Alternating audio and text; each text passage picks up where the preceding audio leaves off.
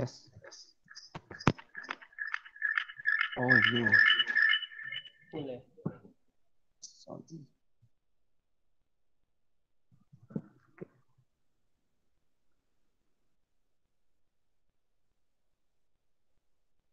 Kedengaran suara saya? Kedengaran, Pak. Kedengaran, Pak. Oke. Oh iya, karena mau presentasi kan?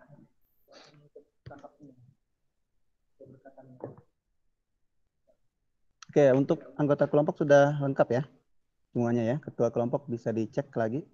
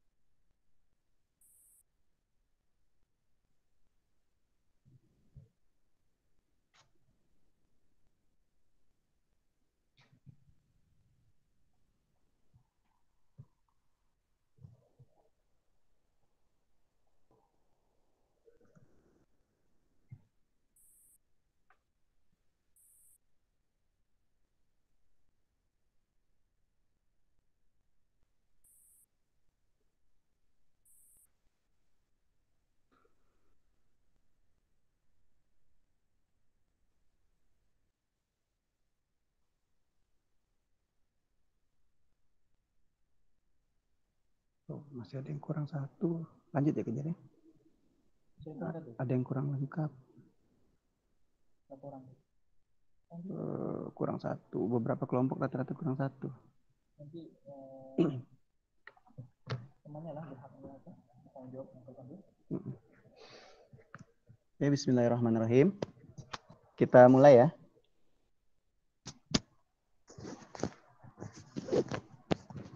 Pak. Ya. Teman-temannya yang belum hadir nanti diingatkan kembali ya. Jangan lupa untuk mengisi presensi absen kehadiran pada hari ini. Assalamualaikum warahmatullahi wabarakatuh. Waalaikumsalam warahmatullahi wabarakatuh. Oke, selamat siang ya semuanya. Sebelumnya saya ucapkan terima kasih atas kesediaan semuanya untuk hadir pada hari ini pada peserta PKL. Dan pada hari ini kita akan melaksanakan kegiatan koordinasi dan sosialisasi ya praktik kerja lapangan atau PKL. Nah, tahun 2020 mungkin sebelumnya yang sudah kita laksanakan ada kegiatan pembekalan, kegiatan PKL ya. Kemudian kita laksanakan pretest dan kemarin kita sudah melaksanakan koordinasi dan sosialisasi PKL ke pembimbing. Kemudian pada hari ini kita akan laksanakan sosialisasi kepada peserta PKL. Tujuannya adalah agar semua pihak mendapatkan informasi yang sama, teknisnya dipahami gitu ya. Karena dalam proses PKL ini terdapat penilaian-penilaian yang harus dipahami bersama baik itu pembimbing dan juga peserta. Ya, agar peserta juga nantinya mendapatkan penilaian yang maksimal dan proses pelaksanaan PKL yang maksimal. Oke, nanti akan dibagi menjadi dua yang akan menyampaikan informasi ya. Saya nanti sebagai pengantar di awal, kemudian nanti teknis-teknis administrasi, format-format, dan sebagainya nanti akan disampaikan oleh Pak Fajar. Oke. Nah ini sebelumnya saya sudah share di grup ya, dan sudah dipelajari, sudah dibaca, dan sepertinya sudah jelas ya tentang kegiatan kita. Adalah kegiatan yang wajib untuk kalian ikuti, dan dikatakan lulus tadi minimal nilai C. Nah ini menjadi target kepada seluruh peserta untuk mencapai nilai minimal. Nah, tentunya harus diusahakan agar nilainya itu dapat nilai yang semaksimal mungkin, karena PKL kita adalah kuliah wajib sejumlah 3 SKS dan sebagai bentuk pengganti kegiatan KKNM, kuliah kerja nyata mahasiswa. Nah, diharapkan nanti dengan kegiatan ini kalian menjadi lulusan yang kompeten ya, mudah beradaptasi dan siap bersaing. Nah, itu harapan kita. Nah, karena untuk siap bekerja, ya mungkin tentunya semuanya perlu adaptasi. Nah, harapannya dengan kegiatan langsung di lapangan ini, kalian cepat beradaptasi gitu dan siap bersaing nantinya. Karena saingan kalian sebagai tenaga teknis kefarmasian itu juga dari D3 kefarmasian ya. Nah, tapi semoga nanti lulusan sarjana farmasi FK Untan bisa melanjutkan studinya ke jenjang profesi apoteker. Nah, kemudian kalian nanti ini diarahkan untuk mendapatkan atau mencapai kompetensi minimal sebagai tenaga teknis kefarmasian yang sudah pernah kita sampaikan sebelumnya. Kemudian, nah ini ada tujuan udah disampaikan ya. Kemudian materi, nah ini materi sebagai pengantar nanti untuk Pak Fajar menjelaskan apa saja yang dinilai. Nah, dan apa saja format-format penilaiannya agar semua terbuka. Apa sih yang pembimbing nilai? Apa sih yang pembimbing perhatikan? Nah, itulah yang kalian ketahui juga sehingga semuanya fair, terbuka. Gitu ya. Nah, ini sebagai tenaga teknis kefarmasian atau TTK, nah ada 3 poin penting yang akan dinilai dan ini adalah program kita ya.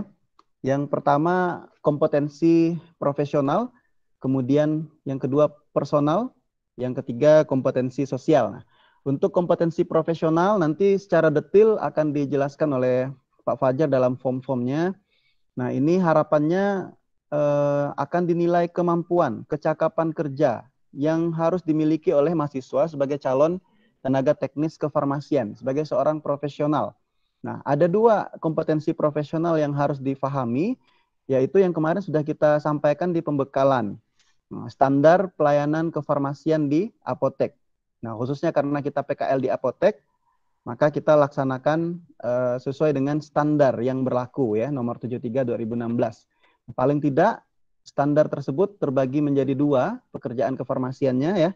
Yang pertama terkait dengan manajerial atau manajemen kefarmasian tentang pengelolaan apotek, pengelolaan obat dan bahan medis habis pakai ya. Kemudian yang kedua pelayanan kefarmasian khususnya pelayanan farmasi klinik. Nah, ada 2 aspek ini yang nantinya akan dinilai yang merupakan kompetensi profesional. Dan tidak hanya kemampuan dalam hal pekerjaan kefarmasian ini yang dinilai terkait profesionalisme ya, tapi kompetensi personal juga harus diperhatikan. Karena kita berharap akan terbentuklah seorang profesional yang memiliki personality yang baik. Nah, makanya nanti diharapkan kepada seluruh peserta PKL untuk lebih proaktif. Nah, untuk proaktif berkomunikasi kepada pembimbing dan sebagainya ya. Nah, kemudian yang dinilai di situ ada kedewasaan berpikir, tingkah laku, kemandirian sikap, nah antusias bekerja, disiplin, inisiatif dan sebagainya terkait dengan personality. Nah, kemudian kompetensi yang ketiga itu adalah kompetensi sosial. Nah, ini adalah hubungannya antar personal. Jadi bagaimana kita berkomunikasi dengan orang lain, termasuk dalam anggota kelompok, termasuk dengan pembimbing, termasuk dengan nantinya kalau diizinkan turun ke lapangan pada waktu tertentu nanti, dengan seluruh anggota ataupun karyawan yang ada di lapangan. Nah, tidak hanya kepada pembimbing ataupun kepada apoteker ya, termasuk nanti kepada masyarakat yang membutuhkan pelayanan kefarmasian. Nah, ini kemarin sudah kita bahas panjang lebar dalam pertemuan pembekalan ya, standar pelayanan kefarmasian. Silahkan untuk diingat-ingat kembali hal-hal penting sehingga nantinya kalian bisa mengaplikasikannya di dunia nyata dalam praktek di lapangan. Nah, ini bentuk kegiatan yang akan kita laksanakan nanti. Kurang lebih sebenarnya sebelumnya sudah berlangsung kegiatan penilaian ya, sejak pembekalan itu penilaian PKL sudah dilaksanakan, kemudian pretest juga sudah dinilai, dan ada beberapa tugas-tugas tambahan untuk yang harus dikerjakan sebelum diserahkan kepada pembimbing juga sudah dikerjakan, dan acara inti dari PKL ini adalah kurang lebih 4 pekan ya. 4 pekan ini dengan dasar bahwa kegiatan PKL itu setara dengan 144 jam kegiatan mahasiswa. Karena kegiatan PKL ini adalah kegiatan pengganti ataupun alternatif kegiatan KKNM-nya farmasi FK Untan untuk kurikulum kalian. Nah, 4 pekan ini diambil karena kurang lebih pekerjaan di lapangan itu dalam satu hari kan sekitar 7 jam ataupun 8 jam ya. Nah, kalau dalam satu pekan ada 5 atau 6 hari, ya maka dalam 4 pekan itu terpenuhi 144 jam. Nah, bagaimana kondisi PKL dalam kondisi pandemik ini? Nah, ini yang akan kita arahkan sama-sama nanti dengan Pak Fajar ya. Dan ada beberapa alternatif kegiatan yang kita laksanakan karena agak berbeda dengan kondisi PKL pada umumnya yang kita full turun di lapangan dan bimbingan kepada dosen secara langsung gitu. Nah, untuk kegiatan ini nanti kita masih menunggu jawaban resmi ya dari fakultas. Nah, kita sudah memberikan permohonan untuk melaksanakan praktek kerja ya, termasuk tidak hanya PKL, termasuk praktek kerja profesi apoteker juga masih menunggu jawaban surat resminya. Nah, tapi informasi yang diperoleh bahwa diperbolehkan untuk turun, namun jumlahnya yang dibatasi, sehingga kita dalam hal ini melaksanakan proses PKL dalam metode kombinasi.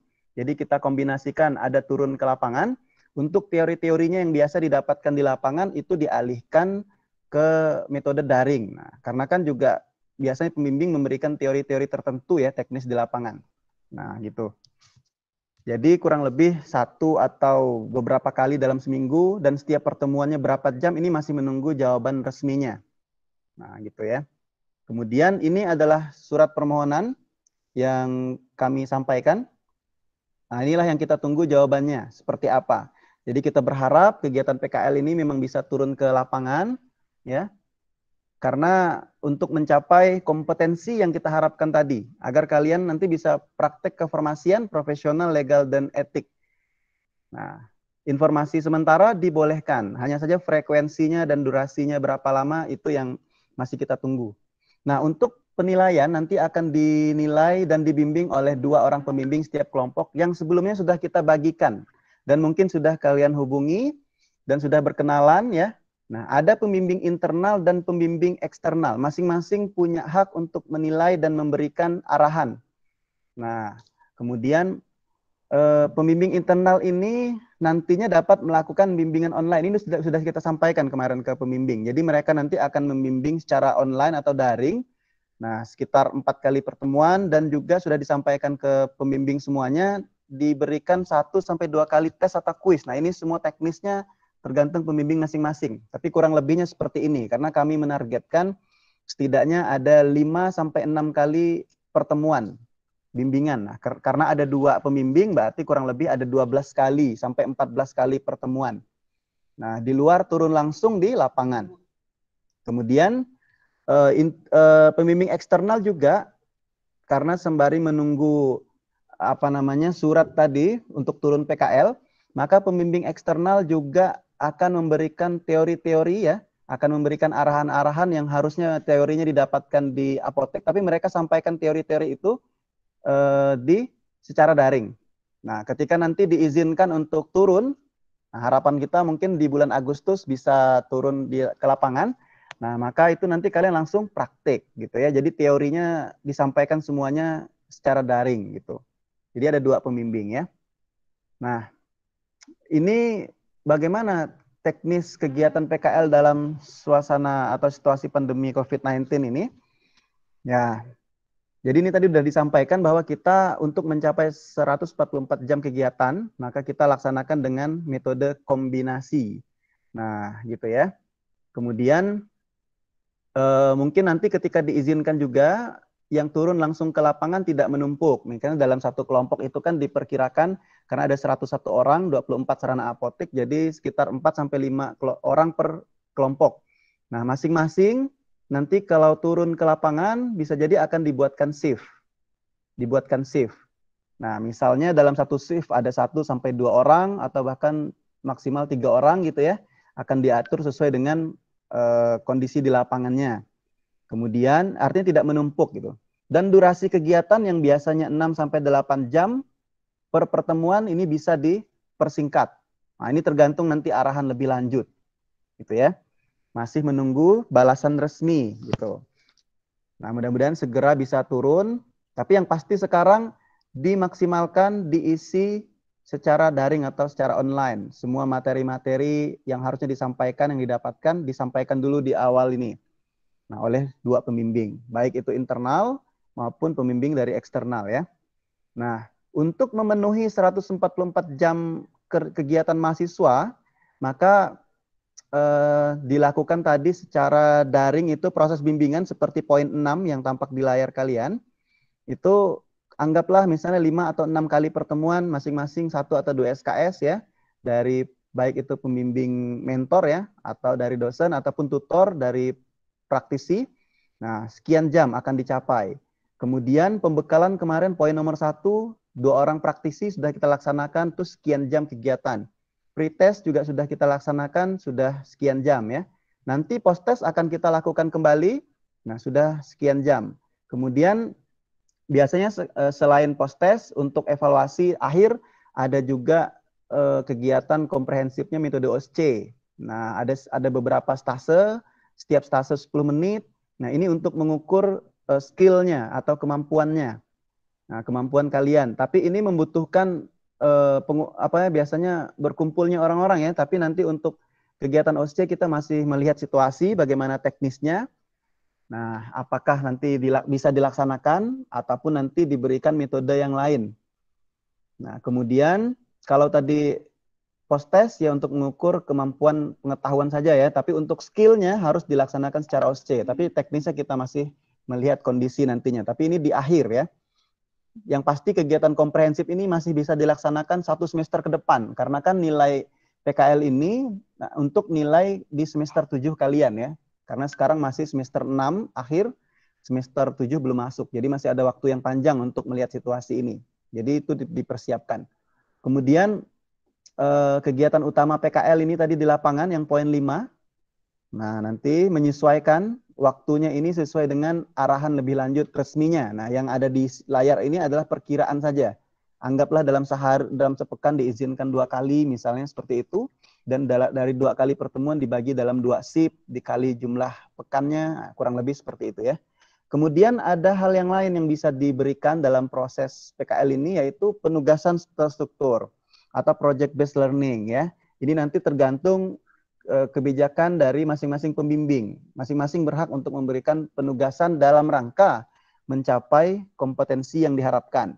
Kemudian poin penting juga menyusun laporan PKL. Nah, kami targetkan di sini 3 jam dalam sepekan.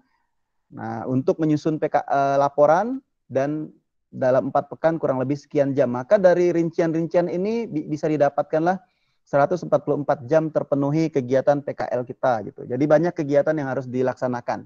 Jadi untuk laporan boleh mulai dicicil dari sekarang. Untuk format dan sebagainya nanti akan disampaikan.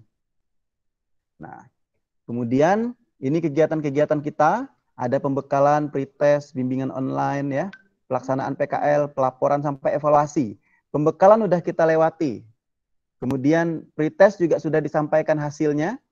Nah, harus ditingkatkan kembali karena ini rata-rata dinilai C, sebagian besar dominan walaupun ada yang mendapatkan nilai tinggi ya, 95 dari 100 ya.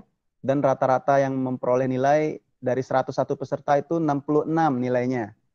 Nah, dengan nilai tengah 68 walaupun ada satu yang nilainya 2 itu pun karena belum familiar ataupun masih ada kendala teknis. Tentunya itu bukan masalah kemampuan ya, tapi teknis mempengaruhi. Jadi penting juga untuk menyesuaikan diri dengan teknologi ya.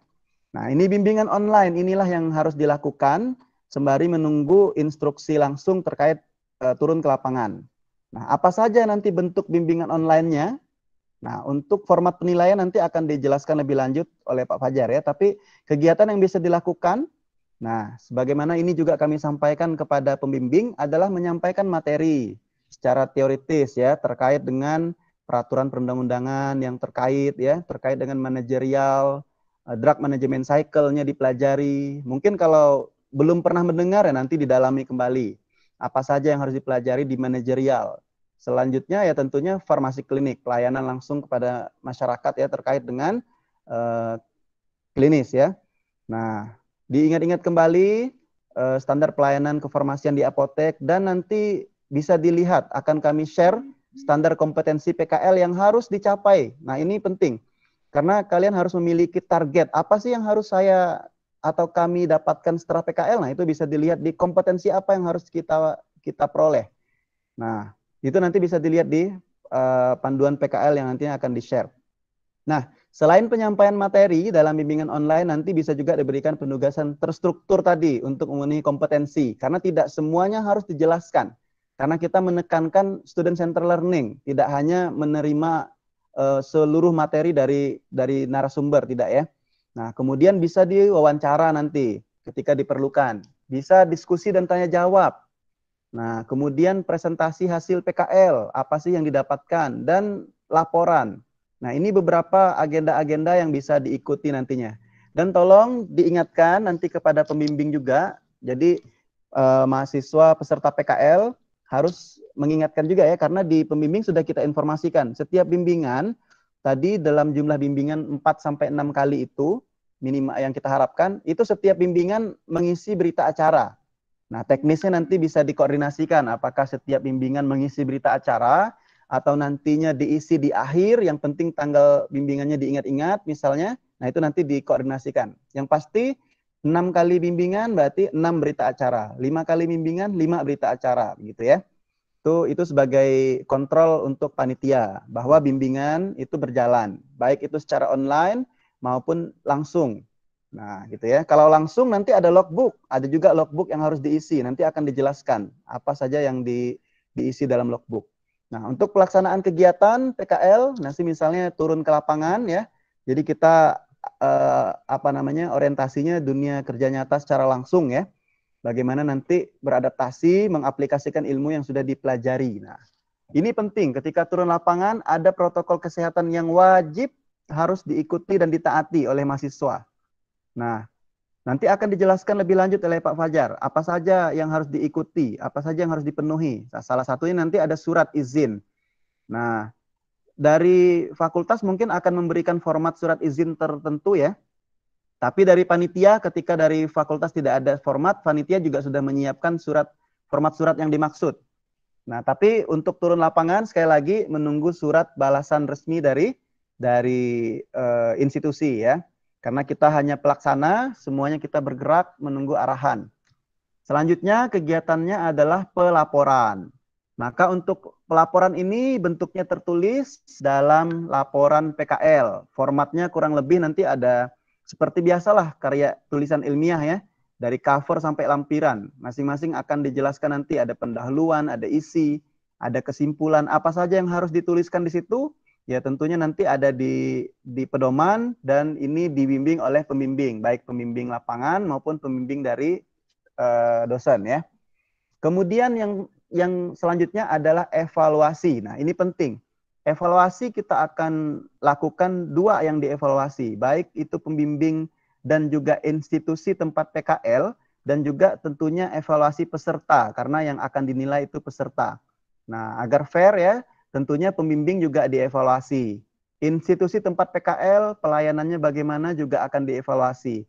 Nah, evaluasinya nanti dalam 2 bentuk, ada logbook, itu yang kegiatan-kegiatan kerja yang dituliskan kalian dan ditandatangani oleh pembimbing, dan juga kuesioner tentunya. Nanti link kuesioner tentunya di akhir kegiatan akan kita share untuk melakukan evaluasi kepada pembimbing dan tempat PKL. Wahana PKL, tujuannya adalah untuk evaluasi. Nah, apakah pembimbing dan tempat PKL memberikan pelayanan yang maksimal untuk peserta PKL. Kemudian evaluasi peserta juga tentunya penilaian. Ada form-form penilaian yang nanti akan disampaikan. Yang dinilai oleh pembimbing, baik pembimbing eksternal dan internal, dan juga dinilai oleh panitia. Nah, gitu ya. Jadi penilaiannya seperti itu. Kemudian tadi yang akan dinilai ada aktivitas prakteknya, kompetensi profesional, kompetensi personal, kompetensi sosial. Nah, itu aktivitas praktek nantinya yang akan dinilai. Nah, selain itu juga menilai laporan, sistematikanya, uraiannya, pembahasannya, sampai kesimpulan dan lampiran-lampirannya. Kemudian selanjutnya yang dinilai responsi. Responsi ini nanti bisa post-test, kemudian bisa juga metode OSCE. Metodenya nanti kita sesuaikan kembali. Nah, biasanya itu ada OSCE dan post-test ya. Post-test berupa tertulis dan juga skill langsung di lapangan. Ada stase-stase ya. Dan kita pengujinya biasanya juga dari dosen dan juga dari pembimbing apotek. Kita datangkan ke sini. Nah, tapi nanti menyesuaikan nih kondisinya. Kita lihat perkembangan ya. Kemudian, nah ini tugas tadi sudah disampaikan. Tugas-tugas dari pembimbing ini sudah untuk pembimbing ya.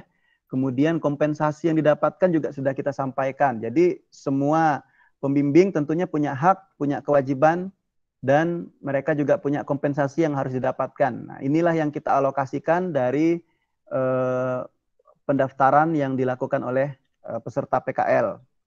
Seperti itu. Kemudian ini adalah form-form administrasi yang sangat penting pada hari ini untuk dilihat ya. Nantinya form-form ini akan kita share. Tapi tentunya kalau hanya di-share nanti tidak begitu difahami dengan baik ya, sehingga perlu disampaikan oleh Pak Fajar. Nah, mungkin selanjutnya boleh saya serahkan kepada Pak Fajar. Waktu dan kesempatannya saya persilakan. Kalau ada pertanyaan boleh sambil dicatat dulu ya, nanti juga bisa menyampaikan secara langsung di Meet ya. Oke, terima kasih. Oke, terima kasih Pak Adi. Kedengaran suara saya ya? Kedengaran? Yang lain? Kedengaran, Pak. Kedengaran, Pak. Ya, saya harapkan tetap fokus ya, karena ini cukup penting terkait dengan administrasi maupun teknis pelaksanaan kalian nanti di lapangan ya. Oke, sebentar.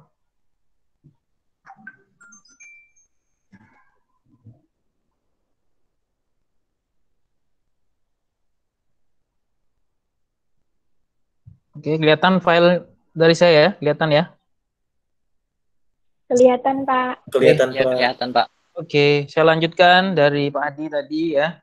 Ini ada beberapa form yang akan kami sampaikan ke kalian agar nanti tujuannya apa?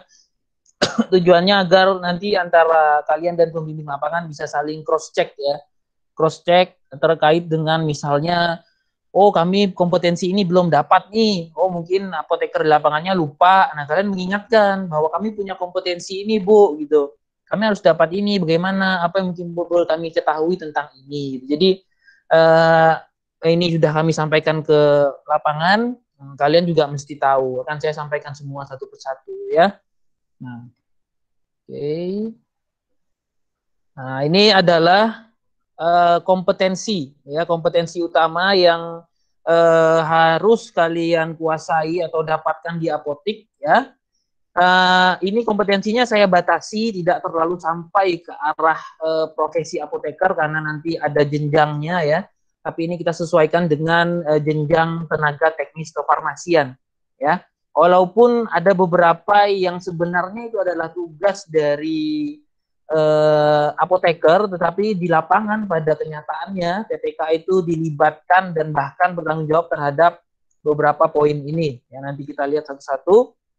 Yang pertama, kalian mempelajari struktur organisasi ya. Struktur organisasinya dipelajari. Nanti mungkin pihak apoteknya akan menyampaikan sana apotekernya siapa, sana ada berapa, TTK-nya ada berapa, terus keuangannya bagaimana. Jadi apotek itu harusnya, idealnya harus punya suatu struktur organisasi. Kemudian kalian nanti mungkin disampaikan tugas pokok dan fungsi masing-masing struktur di apotek. Nah, nanti apotekernya akan menyampaikan bahwa TTK tugasnya sampai di sini.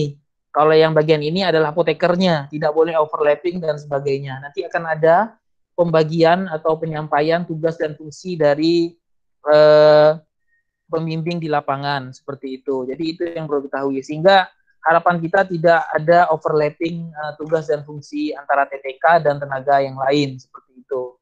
Kemudian mempelajari dokumen-dokumen di apotek. Nah, ini penting, ini juga kompetensi utama seorang TTK, jadi harus tahu dokumen-dokumen ya. Mempelajari tentang pembukuan di apotek. Nah, nanti mungkin akan ditampilkan atau disampaikan oleh seluruh apoteker lapangan buku-buku apa saja yang ada di apotik, fungsinya apa. Nah, nanti kalau misalnya ya maklum ya, apoteker kadang-kadang mungkin banyak tugas lain, ya kalian yang proaktif. Misal melihat buku ini, Pak, Bu, ini buku apa ya? Nah, ini buku apa gitu. Tapi dengan dengan tata cara dan etika yang baik seperti itu. Jadi kita berhak tanya ya, berhak tanya. Kalian harus proaktif. Kemudian mempelajari kartu stok, nah, surat pesanan, kartu-kartu, kartu faktur, resep, kopi resep, etiket, nah, sampai pada laporan psikotropika, narkotika yang sampai pada saat ini sudah menggunakan sistem elektronik ya, sistem SIPNAP. Tapi apotek itu wajib melakukan print ya, mencetak hasil laporan elektronik itu. Nanti mungkin akan disampaikan, itu harus kalian dapatkan.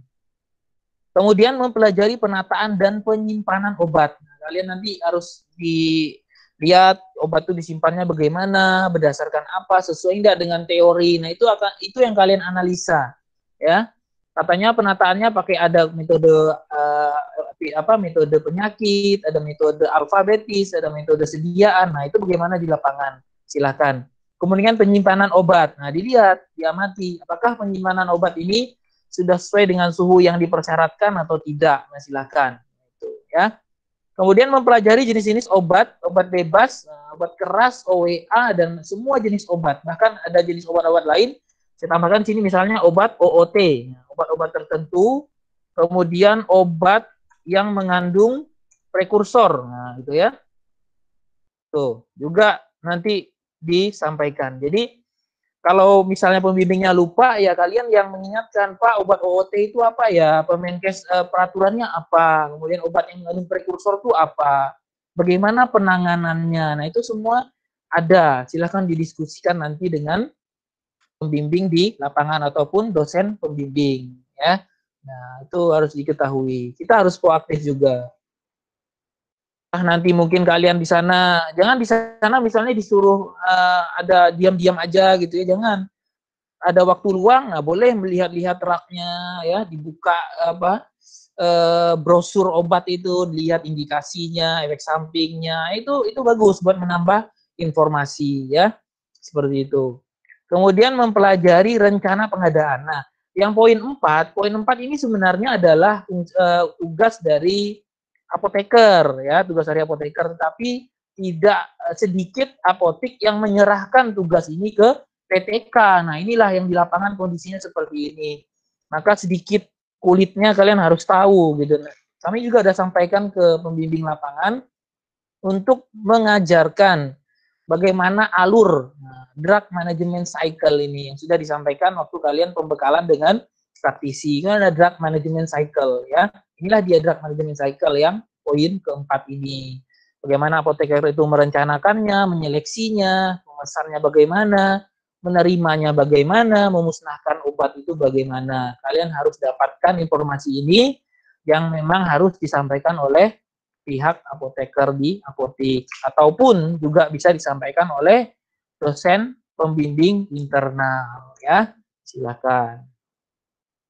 Kemudian melayani pembelian obat bebas terbatas. Nah, ini ya, nanti kalian diharapkan nanti dikasih tahu kalau melayani obat bebas terbatas ini bagaimana ya, apa praktiknya bagaimana, PIO-nya bagaimana. Nah, itu yang wajib didapatkan saat praktik. Nah, harusnya sih idealnya kalian diperbolehkan untuk sesekali melayani pasien untuk membeli obat ya, obat bebas terbatas atau obat OWA ya. Itu nanti diamati, dilihat dulu mungkin pegawainya, oh mereka menyampaikan ini, oh nanya ini, oh kalau pasien nanya batuk ini, batuk berdahak misalnya diarahkan obatnya ke ini, terus kalau pasien cari obat terus obatnya tidak ada, nah kita bagaimana bicaranya, apakah mengarahkan ke obat yang lain yang isinya sama, nah itu kan ada tekniknya, nah itu yang dipelajari. Karena di lapangan ya seperti itu, ya TTK kadang ke depan juga dan memberikan informasi obat. Nah, tentu saja ini kita batasi tidak sampai konseling ya. Jadi jangan kalian melakukan konseling, itu udah overlapping. Itu tidak kita tuntut di kompetensi TTK di kegiatan PKL kali ini. Jadi cukup menyampaikan informasi singkat yang cukup, yang indikasinya, dosisnya, waktu minumnya, mungkin sampai pada penyimpanannya dan pemusnahannya kalau obat itu sudah selesai. Tidak sampai kalian mengajak konseling, ya. Kalau beda ya PIO sama konseling. Kalau PIO itu kan satu arah, kalau konseling itu kita menggali informasi secara dua arah, ya. Itu biasanya sudah ke ranah profesi apoteker. Kita batasi sampai situ. Karena nggak mampu, apalagi kalau kalian ini kan dibatasi prakteknya. Jadi kita harapkan memang cukup sampai situ saja gitu, tidak sampai ke ranahnya profesi apoteker, ya. Kemudian, nah ini juga penting membaca resep. Nah, membaca resep, menganalisa resep, ya, screeningnya, ya mungkin nanti kalian dikasih entah itu resep asli atau resep simulasi dari apotekernya, bisa saja ya. Kalian tugas itu, nah, kalian baca, coba kalian analisa apa yang perlu di screening, apakah resep ini sudah sesuai, ya, kemudian dikerjakan. Nah, dikerjakan. Entah dikerjakannya nanti mengerjakan resep sesungguhnya dari pasien atau resep simulasi dari apoteker lapangan. Itu sudah kita sampaikan pada saat bimbingan atau sosialisasi ke pembimbing lapangan. Nah, karena apa? Karena ada beberapa apotek yang resepnya itu sepi, tidak ada resep. Bahkan mungkin resepnya 1-2 hari sekali gitu ada. Nah, ada juga resep yang sehari bisa sampai puluhan resep, itu ada. Jadi kita jangan sampai gara-gara resepnya sepi tidak tersampaikan kompetensi ini. Jadi kita arahkan ke pembimbing lapangan untuk mencari-cari cara gitu ya, misalnya dengan memberikan simulasi, simulasi pengerjaan resep. Sampai memberikan etiket dan sampai nanti memberikan informasi obat kepada pasiennya, menyampaikan kepada pasiennya. Tentu saja biasanya didampingi biasanya ya. Kalau kalian masih PKL ini dia didampingi oleh apotekernya gitu ya. Pelajari cara pengaktifan dan pemusnahan resep. Ini sih cuman nanti minta cari tahu aja resep ini simpan di mana Pak Ibu gitu. Apakah ada aturannya penyimpanannya?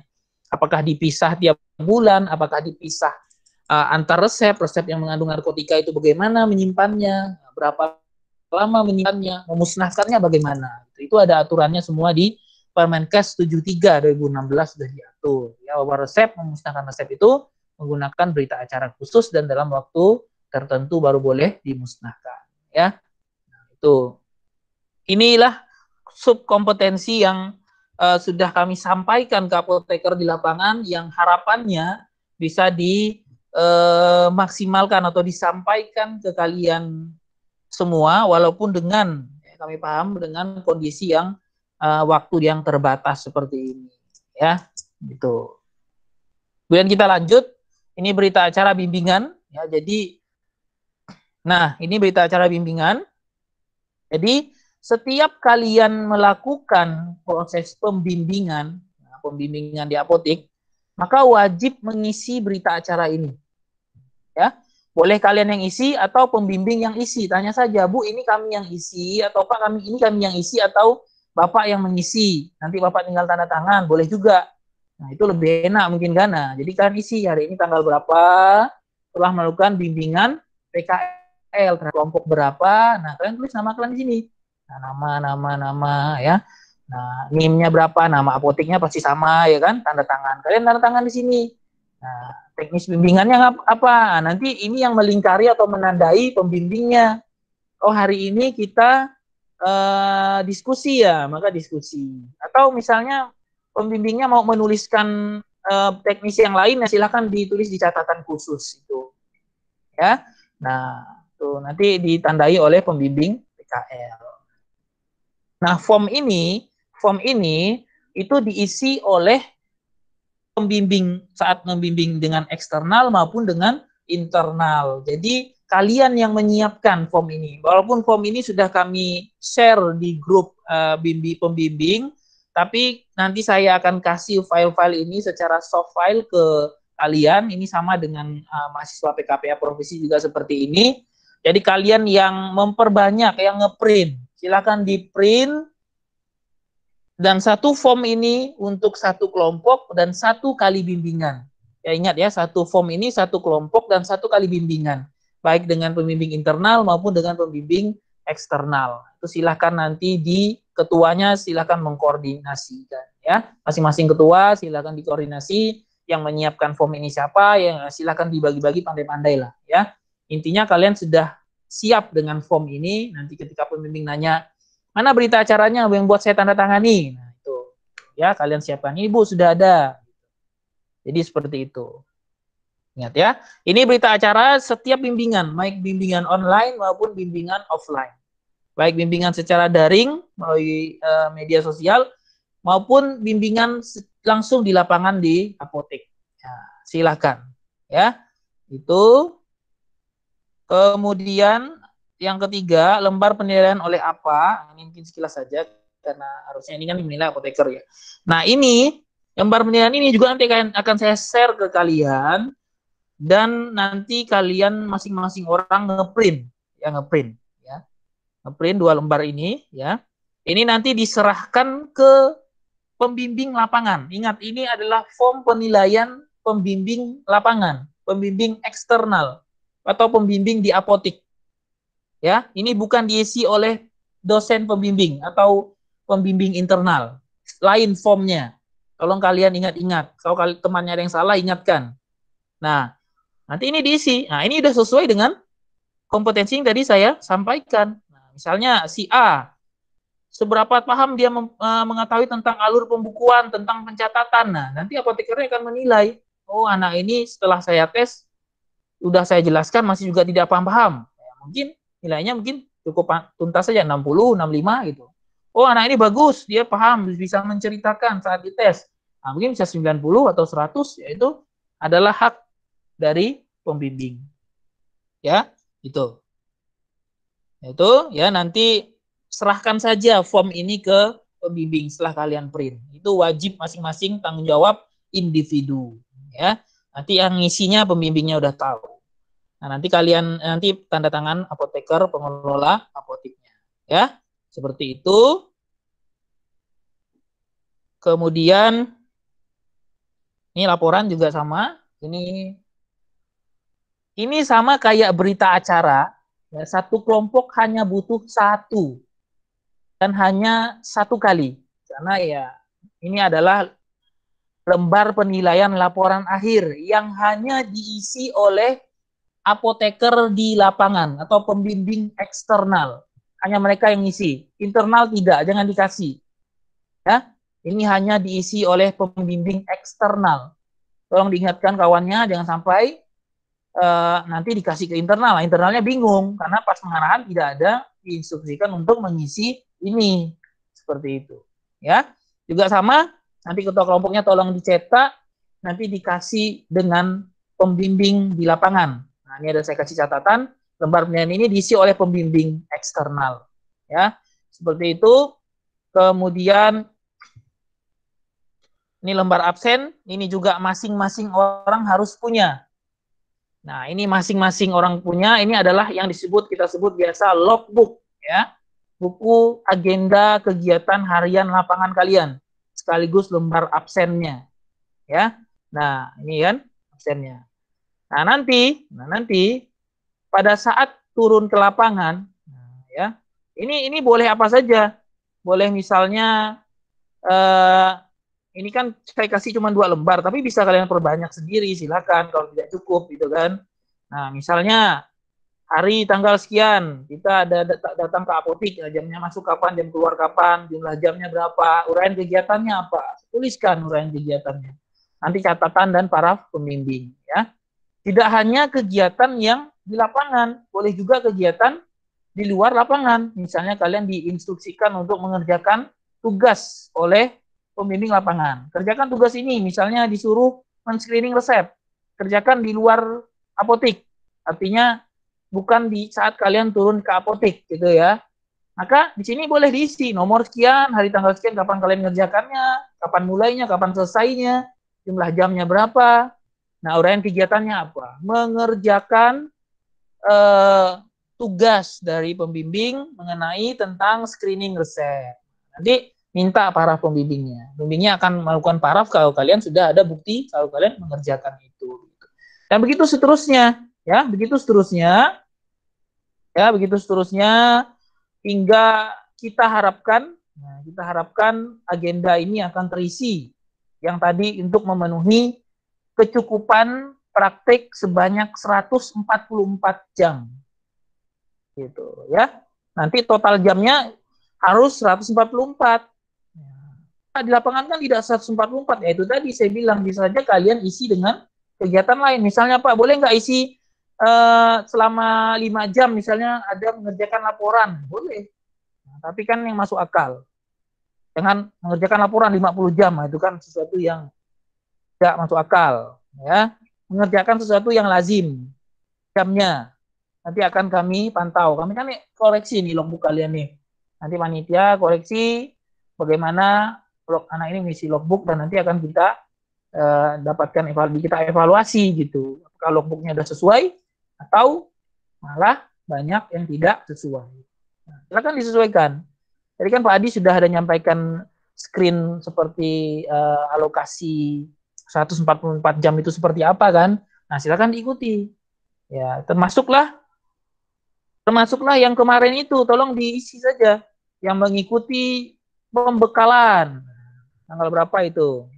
Silakan ya. Ini mohon maaf kita baru melakukan ini karena situasi seperti ini, jadi kita harus merombak-rombak formatnya, jadi sehingga dan beberapa banyak kesibukan, jadi baru sempat hari ini baru disampaikan ke kalian. Tapi nggak apa-apa, nanti diisi saja sosialisasi, pengarahan dari panitia, kemudian tanggal berapa mengikuti kegiatan pembekalan oleh praktisi dari apotek, berapa jam itu, silakan.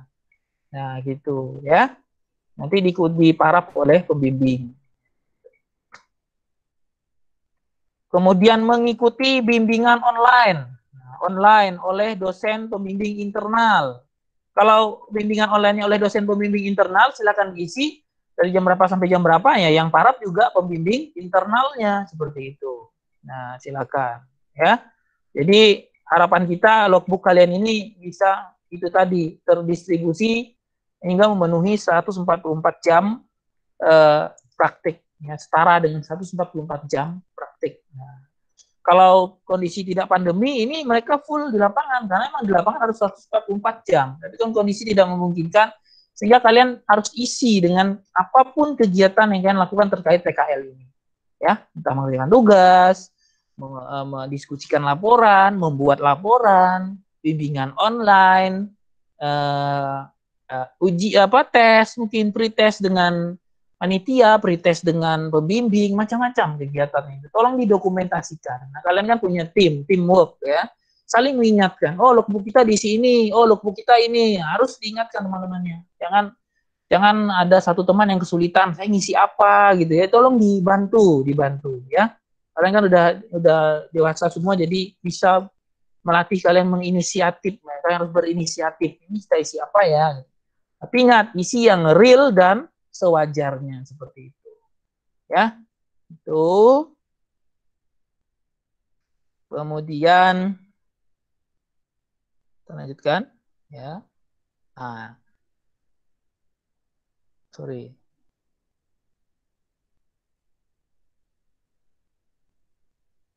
Nah, ini lembar penilaian. Nah, ini adalah lembar penilaian untuk dosen pembimbing internal. Artinya untuk dosennya, pembimbing internal, pembimbing dalam. Ya. Jangan salah kasih. Kebetulan ada kelompok yang memang apotekernya itu adalah juga dosen di sini. Jadi misalnya Bu Resi, ya, kelompoknya Bu Resi Susanti kan, Bu Resinya kan dosen sini juga. Jangan kasih yang ini. Ya, karena kalau di situ Bu Resi sebagai apoteker di lapangan, kasih dia format yang tadi itu yang khusus untuk pembimbing eksternal. Nah, ini untuk penilaian PKL khusus untuk pembimbing internal. Nah, seperti ini saja. Jadi memang simple. Jadi pembimbing internal hanya mengisi ini saja, tidak banyak kayak tadi. Karena di sini sudah ada laporan akhir, nilainya berapa langsung, laporan kerja kalian bagaimana, presentasi kalian bagaimana, diskusi kalian bagaimana, tes akhir mungkin dosennya ada ngasih tes atau bagaimana ya, berapa nilainya, nanti rata-rata gitu saja. Dan ini setiap mahasiswa punya satu. Ya, setiap mahasiswa punya satu. Dan kalian serahkan ke pembimbing internal. Biar pembimbing internal yang mengisinya. Ya. Seperti itu. Tolong saling mengingatkan ya, karena ini begitu banyak. Nanti kalau masih bingung juga, silakan tanyakan di grup ya. Pembagian kelompok saya rasa sudah tadi, sudah ya Pak Adi, kita ini kan kemarin kan ya, sudah ya. Sama ya, tidak ada perubahan. Terakhir buku panduan. Nah, ini akan saya sampaikan nanti ke kalian. Sebenarnya buku panduan itu sudah termasuk isinya dari yang tadi itu yang sudah disampaikan Pak Adi ya. Cuman ini fix buku panduannya seperti ini. Sudah disampaikan di pendahuluan yang disampaikan Pak Adi tadi sebenarnya isinya ini ya. Nah, buku panduan ya seperti ini. Sebenarnya buku panduan ini juga tadi itu berisi bagian-bagian kompetensi, penilaian, cuman kami lepas, kami pecah gitu ya, pecah gitu. Jadi ini panduan khusus sehingga halamannya jadi lebih sedikit. Harusnya tadi yang saya sampaikan semua itu adalah keseluruhan dari suatu buku panduan. Cuman karena kita menyampaikannya dilepas-lepas ya itu mungkin makanya ini saya sampaikan terakhir. Ini sudah disampaikan nih apa tadi ya. Nanti dibaca-baca saja ya. Ini ada tugasnya, pembekalan, pelaksanaan ya. Kemudian ini tadi kompetensinya kan sudah tadi saya sampaikan sama ya. Kemudian ada juga di sini pengolahannya, deskripsi tugasnya, tugas dosen itu apa, tugas pembimbing itu apa, tugas kewajiban mahasiswa PKL itu apa. Ya silakan dibaca nih, terutama tugas mahasiswa PKL nih. Kalian kan sebagai pelaku di sana kan. Nah, ini dibaca nih apa ya, diminta kampus melaksanakan dengan tertib, mematuhi SOP, mengikuti instruksi dengan sebaik-baiknya, menjaga nama baik alma mater, berpakaian rapi, hadir tepat waktu, ya itu semua udah harus dilakukan ya. Oke, ini udah selesai dah. Oke ya. Oke. Ini evaluasi kegiatan. Ya, ini kegiatan. Nah, ini nanti ini nilai olahan, ini mengolah nilai udah dari pembimbing sudah tahu, nanti kita yang mengolah nilai akhir. Ini nanti buat informasi buat kalian saja ya. Nilainya kalau C, D itu tidak lulus. Nah, itu sudah ketetapan dari panitia dari kurikulum ya, dari sebelum-sebelumnya juga kalau minimal lulus itu C. Maka kalian harus ikuti sungguh-sungguh karena kalau D itu tidak lulus, ngulang tahun depan ya. Nah, tapi selama ini sih kalau mengikuti sungguh-sungguh itu tidak ada yang D. Kalau mengikuti sungguh-sungguh. Ya kalau misalnya disuruh ke apotik nggak datang, disuruh pretest nggak mau, bimbingan tidak pernah hadir, ya itu bisa D atau E gitu. Tapi kalau ikuti saja alurnya semua, itu insya Allah tidak ada yang D atau E sampai pada saat ini ya, semuanya lulus ya, dan dengan nilai yang baik gitu ya, dengan nilai baik semua. Oke. Kemudian lanjut ya, ini tadi yang sampai ke Padi, ini ada info protokol kesehatan yang harus kalian taati. Nah nanti setiap mahasiswa wajib mengumpulkan atau menandatangani inform choice atau inform consent PKL di apotik yang ditandatangani oleh orang tua atau wali kalian. Jadi ini yang sedang kita tunggu karena pihak fakultas ingin menyamakan 3 jurusan farmasi, perawatan, kedokteran sedang dibuat oleh fakultas. Jadi kalau ini sudah ada dari fakultas, baru kalian boleh turun ke lapangan. Sekaligus nanti fakultas akan memutuskan turun ke lapangannya berapa kali seminggu dan berapa jam tiap pertemuannya. Itu nanti. Tapi secara non formal, sudah disampaikan bahwa PKL ini hanya diizinkan, ya itu pun penuh perjuangan karena sebelumnya memang tetap tidak dibolehkan karena hanya cuma PKL katanya, tapi kita tetap ngotot ya bahwa PKL ini penting karena ini kompetensi TTK, karena tidak semua mahasiswa itu lanjut profesi masalahnya. Kalian ada yang langsung kerja di TTK, makanya penting gitu, sangat penting. Akhirnya dibolehkan, tapi itu tadi sayangnya hanya boleh 1 kali seminggu dan tiap pertemuan dibatasi oleh fakultas hanya 2 jam saja. Tapi kita masih menunggu secara legalnya surat resminya itu. Nah tadi kata Pak Hadi, sambil menunggu maka kita maksimalkan bimbingan online. Saya dengar beberapa ada laporan ada pembimbing sudah memulai pagi tadi. Bagus, apa Pak? Boleh dimulai, boleh silakan dimulai. Kalau mungkin pembimbingnya lupa atau ada kesibukan lain, ya boleh kalian yang memulai. Pak, apakah kita ada jadwal bimbingan online? Nah, boleh ditanyakan. Ya. Serta PKL bukan pas suspek, probable atau pasien konfirmasi positif nanti kita akan minta kalau kalian terdata suspek atau kalian itu jauh-jauh dari itulah ya, semoga tidak terjadi, tidak ada yang kena positif ya, maka kalau ada ya tidak kita izinkan untuk mengikuti PKL ya. Masih wajib memberikan surat pernyataan berpartai bahwa tidak mengalami gejala apapun yang berkait dengan infeksi COVID-19 ya. Sarana PKL mengukur suhu buat tubuh kalian nanti akan diatur di sana ya. Mahasiswa sedang tidak sehat tidak memiliki gejala COVID ya, atau mengalami penurunan kondisi kesehatan, batuk, flu, demam dan sebagainya. Ya, kalaupun terjadi misalnya demam ya, nanti akan silakan dilaporkan ke pembimbing eksternal apakah demamnya ini karena apa gitu kan.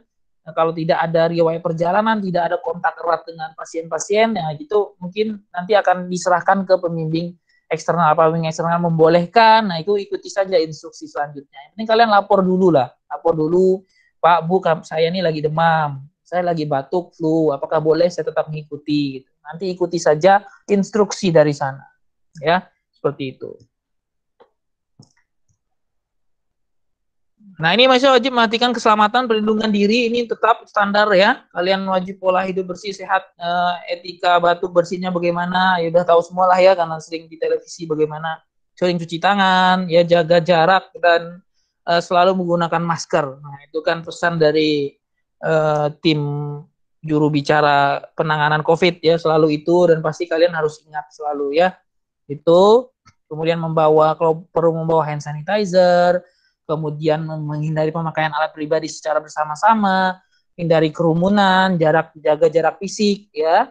Kemudian wajib menggunakan masker. Ya. Kalau perlu pakai face shield, ya itu yang kita sarankan. Pakai sarung tangan, pakai baju lengan panjang. Kalau perlu, karena kita ketahui bersama bahwa kita tidak tahu, karena memang apotek ini ya sarana kesehatan, ya kita tidak tahu resikonya ya pasti lebih besar daripada tempat-tempat yang lain. Misalnya ada pasien lagi batuk, pilek, nyari obat, kita nggak tahu, mungkin saja pasien ini konfirmasi positif COVID-19 ya. Nah, kalian melayaninya misalnya tidak pakai masker, percikannya kena ya sudah kan gitu.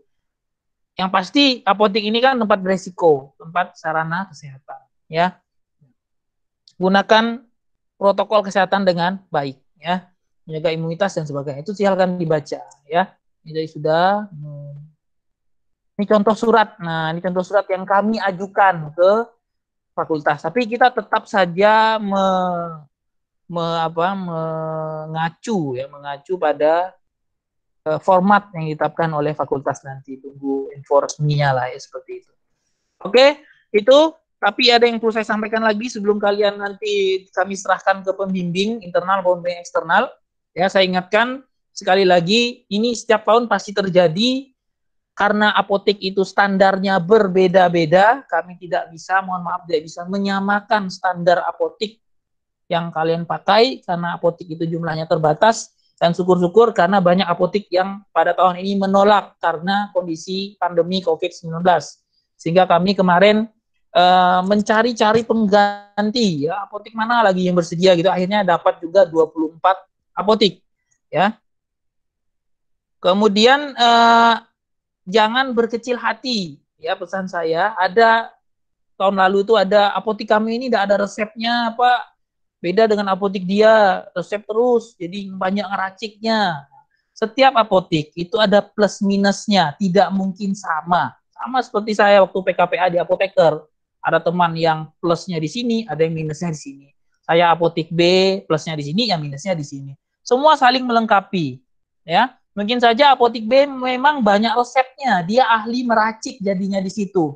Tapi saking sibuknya apoteker atau pembimbingnya jarang membimbing dia ke yang lebih detail gitu.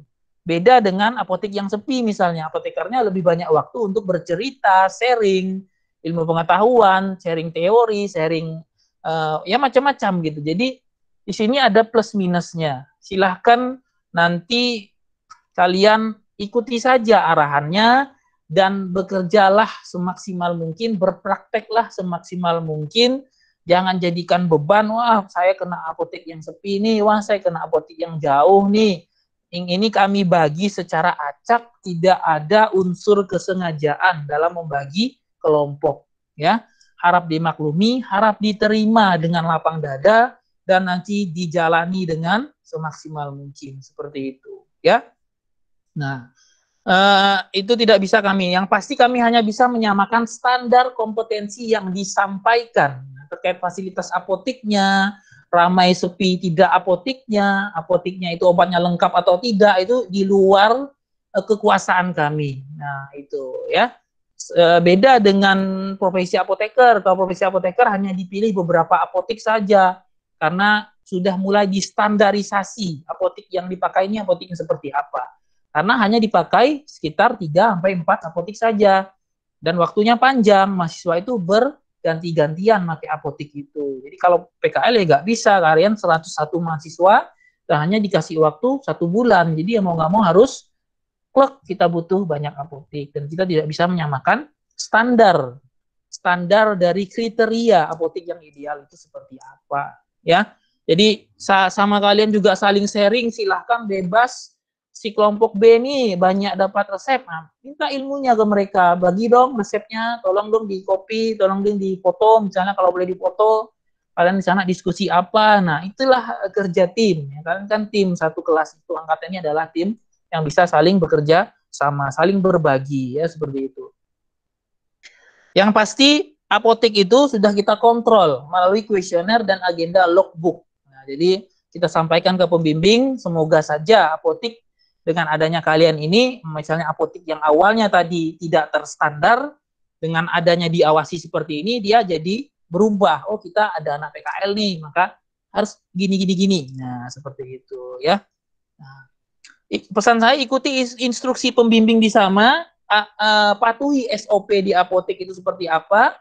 Ingat, kita ini hanya menumpang. Kita ini hanya seperti apa, dikasih fasilitas untuk mencuri ilmunya, dalam arti lain kita kejar ilmunya di apotik itu seperti apa, kita dapatkan gitu kan, tapi kita tidak berhak ya mengatur orang atau operasional yang ada di sana. Ingat, kita hanya menumpang, jadi ikuti saja instruksinya ya, berperilakulah secara baik-baik ya, jangan membuat ulah. Ingat tadi saya bilang kalian membawa nama alma mater. Dan apapun yang kalian lakukan di sana nanti akan dikonsultasikan atau disampaikan oleh pembimbing lapangannya berupa laporan-laporan ke kami panitia. Nah, itu biasanya tiap tahun selalu ada. Pak, Bu, ini anak kok suruh datang jam 8, selalu datang jam 9. Nah, itu kita catat namanya siapa. Jangan sampai terjadi. Ikuti semua instruksinya, lakukan praktik sebaik mungkin. Ingat, kita hanya menumpang. Jangan sampai kita mengganggu kegiatan di sana, jangan sampai kita merubah operasional SOP di sana sehingga kegiatan di sana jadi terganggu. Ambil ilmu sebanyak-banyaknya. Ya, seperti itu ya. Kalau pembimbingnya bilang, maaf kalian tidak kita izinkan untuk membuka buku ini, membuka faktur ini, membuka dokumen ini, ikuti, jangan curi-curi dibuka. Ya. Karena saya akui memang beberapa apotik ada beberapa dokumen rahasia yang tidak disampaikan ke mahasiswa PKL, mahasiswa magang, ya. Itu kalian ikuti saja, ya. Tetap proaktif, tetapi tolong dijaga attitude, ya, etikanya dijaga. Tapi tetap proaktif, ya. Nah, itu dari saya. Kalau ada apa-apa langsung ditanyakan. Kalau ada apa-apa di lapangan, diskusikan ke teman kelompoknya dulu. Diskusikan ke pembimbingnya, diskusikan ke pembimbing dosennya, silahkan. Open saja, terbuka. Jangan ada yang ditutup-tutupi. Kalau ada yang rasa tidak enak di lapangan, kabari, kasih tahu apotekernya.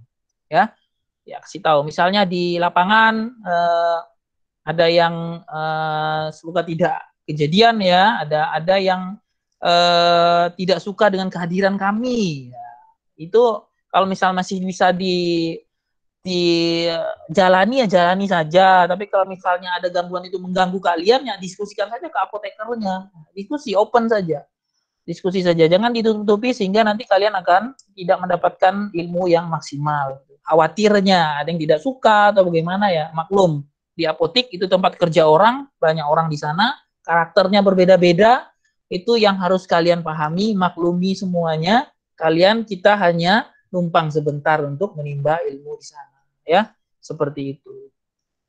Mungkin itu kali Pak Adi yang bisa saya share, bisa saya sampaikan. Mungkin silakan, ada beberapa mungkin pertanyaan. Kalau ada pertanyaan silakan, nanti juga boleh. Atau Pak Adi mau nambahkan juga silakan. Oke ya, terima kasih Pak Fajar. Mungkin selanjutnya kalau ada hal-hal yang ingin ditanyakan atau didiskusikan, dipersilahkan ya. Bisa dibuka suaranya dan juga videonya, silahkan boleh ditanyakan langsung.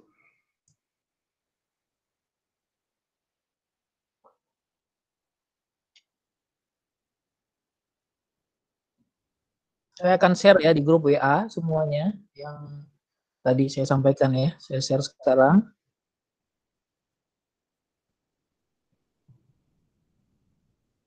Gimana kira-kira?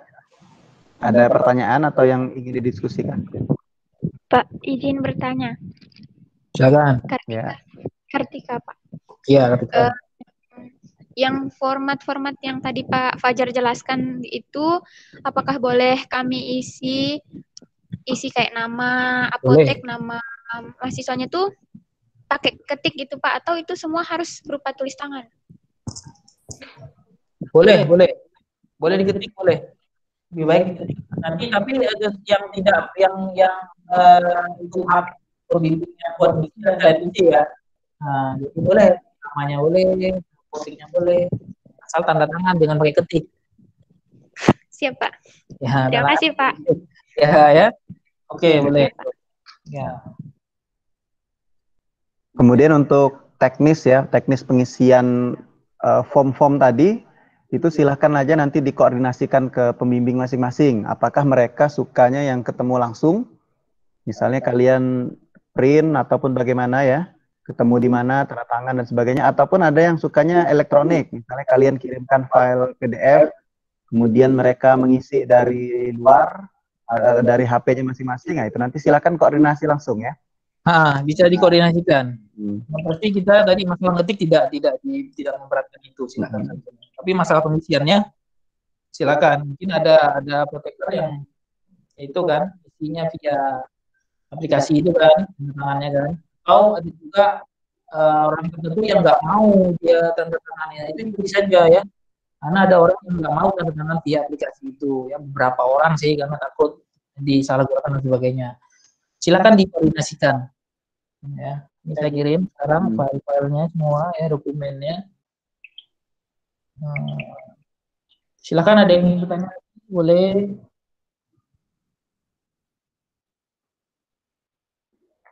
Kalau tidak ada, mungkin dalam 1 menit ke depan akan kita akhiri ya pertemuan ini. Kalau memang masih ada, silahkan boleh disampaikan.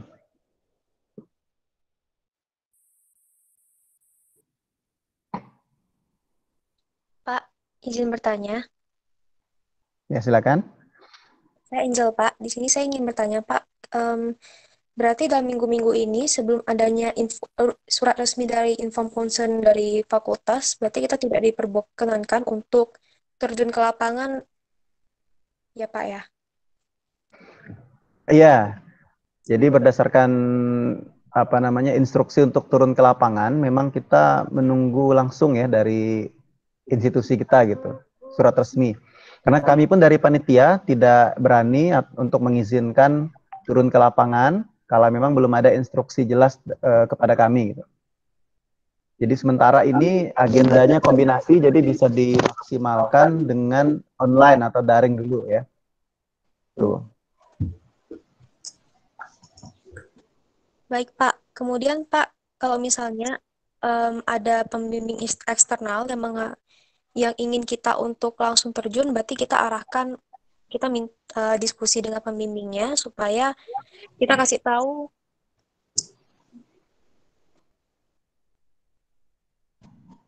Maaf Pak. Halo, gimana? Maaf Pak, ini ada ganggu bentar. Jadi kalau misalnya nanti ada pembimbing eksternal yang meminta kita untuk ke lapangannya untuk langsung terjun, berarti kita arahkan atau diskusi dengan pembimbingnya supaya lebih ke arah daring gitu ya Pak ya? Ya, memang jadi ada. untuk sementara ini kan bisa dimaksimalkan dulu secara daring, terutama hal-hal yang teoritis. Karena ada beberapa hal yang memang kalian belum mendapatkan materinya dalam kuliah S1 ya, terutama terkait manajemen kefarmasian dan juga apotek itu kan belum dapat. Nah, hal-hal seperti itu bisa dimaksimalkan dulu secara daring atau secara online. Nah, yang biasanya itu kan bisa didapatkan langsung di apotek gitu. Bahkan kadang di apotek tidak semua juga mendapatkan teori itu. Biasanya mereka langsung aja praktek turun gitu ya. Nah, teori-teori biasanya disuruh cari sendiri biasanya. Nah, tapi dalam hal ini bisa diajak diskusi.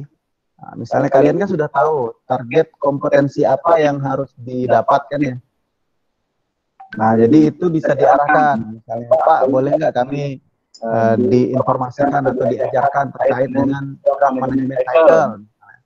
Ataupun nanti kalau pembimbingnya yang berinisiatif untuk memberikan materi tertentu, ya juga dipersilakan. Intinya proaktif terus. Gitu. Intinya dalam setiap pekan itu ada target yang didapat. Nah, gitu.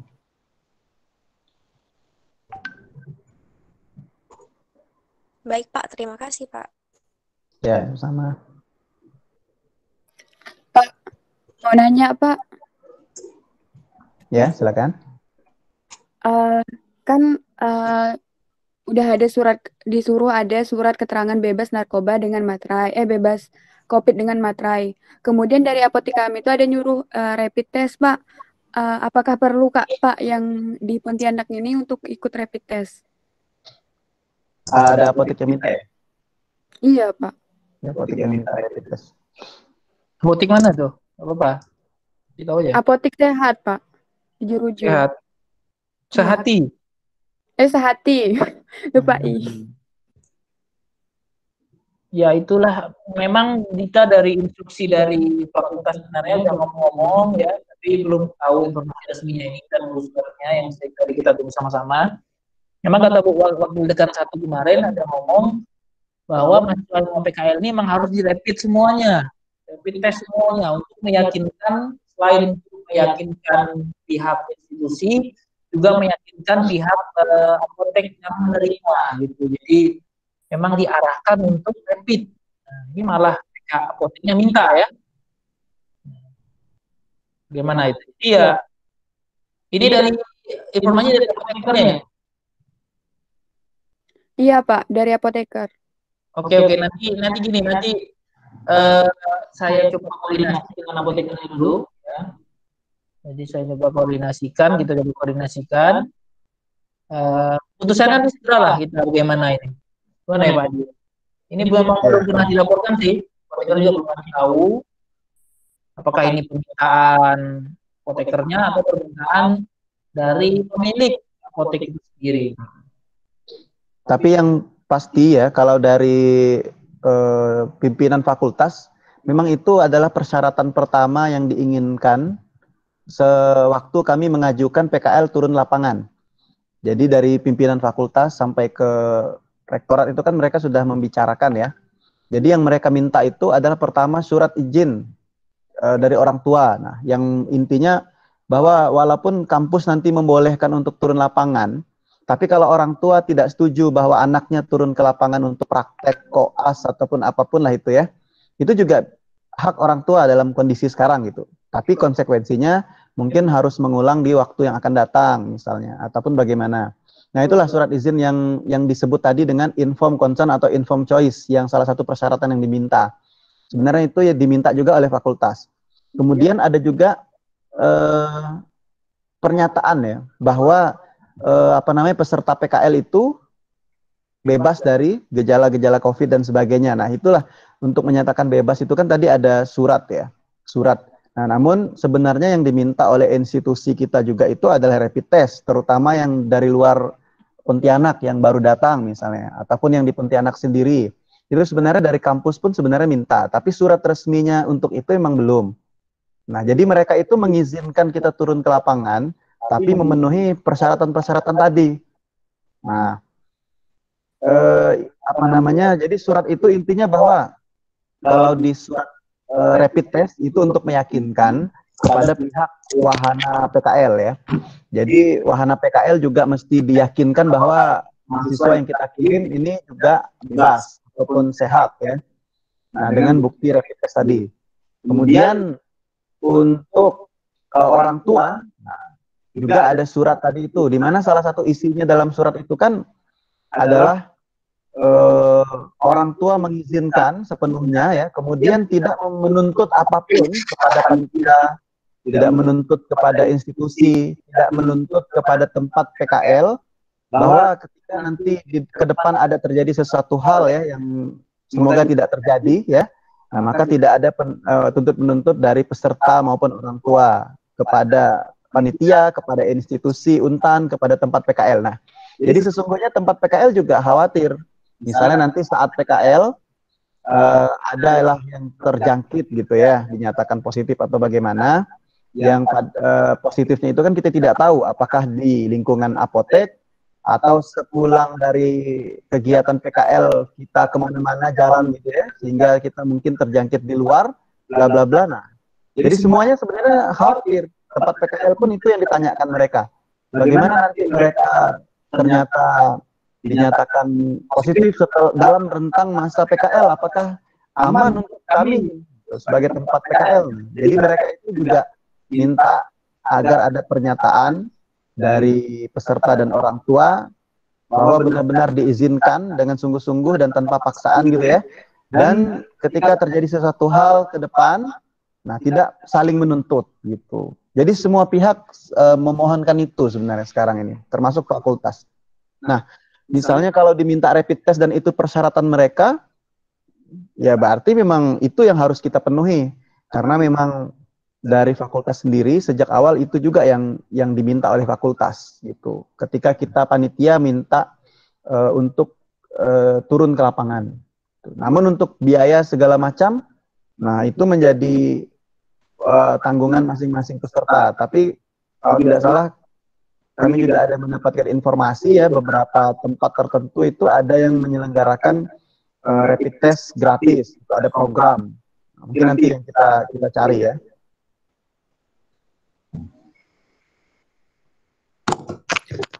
Jadi Pak, intinya kami harus rapid test dulu ya Pak? Ya, kalau memang diminta oleh institusi tempat PKL, ya berarti memang harus melakukan itu. Nah, karena kalau kita tidak memenuhi keinginan mereka, ya berarti dengan kata lain mereka kan tidak mengizinkan kita untuk datang ke tempatnya.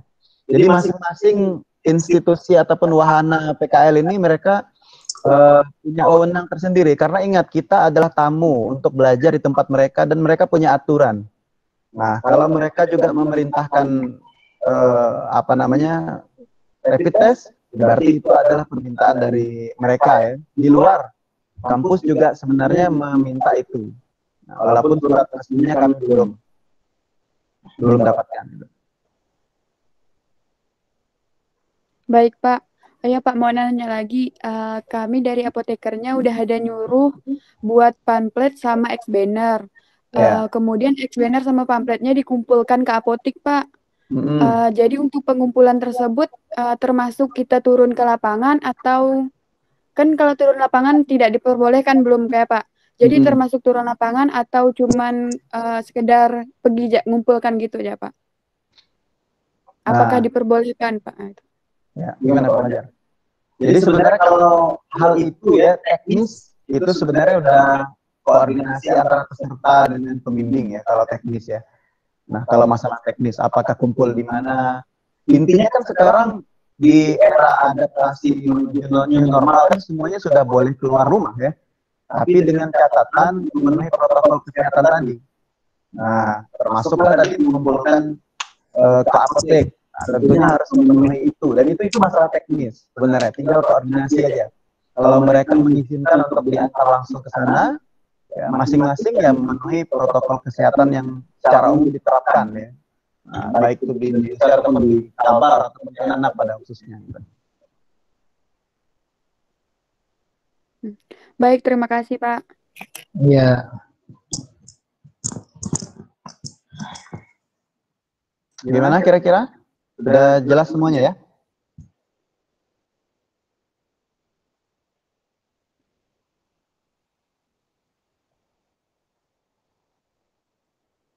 Sepertinya sudah ya. Sudah di-share nanti Pak Fajar ya? Ya, Sudah di-share ya? udah share. Jadi nanti kalau ada pertanyaan yang menyusul ya silakan ya, sampaikan saja ya, kita diskusi. Boleh ya, silakan ingat-ingat lagi tuh formnya tuh yang saya di mana yang untuk internal eksternal ya, saling mengingatkan ya, mana yang kalian cetak, mana yang untuk saat bimbingan yang mana gitu ya. Udah semua. Ya. Bisa kita tutup kali ya. Oke ya, jadi kalau memang sudah jelas tidak ada lagi pertanyaan ya.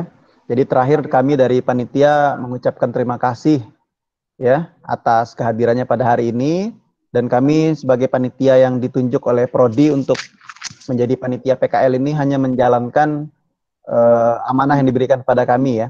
Namun dengan berbagai macam modifikasi yang kami pikirkan yang bisa dilaksanakan dalam kondisi sekarang. Ya, seperti itu. Kemudian mohon maaf juga ya, sejak awal mungkin nanti selama perjalanan sampai akhir ada hal-hal yang kurang berkenan. Silakan saja disampaikan kritik dan sarannya kepada kami ya, terbuka untuk kebaikan kita bersama. Kemudian untuk perbaikan terus ke depan.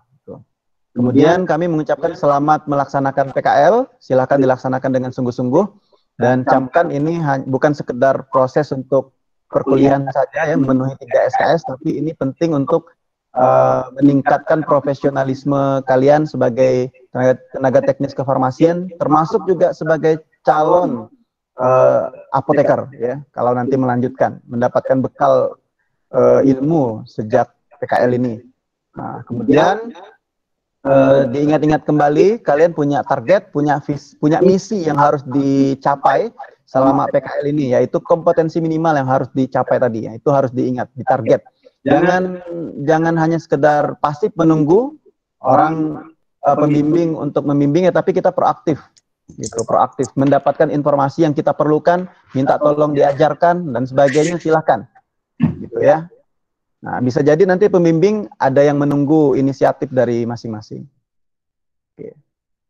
Oke, mungkin demikian ya. Terima kasih atas perhatiannya pada siang hari ini. Silahkan selamat PKL dan menghubungi pembimbing masing-masing. Semoga lancar, semoga sehat semuanya.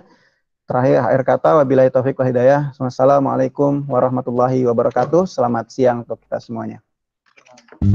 Waalaikumsalam warahmatullahi wabarakatuh. Waalaikumsalam. Terima kasih Bapak. Ya, sama-sama. Terima kasih, Pak. Terima kasih, Pak. Terima kasih, Pak. Terima kasih Pak.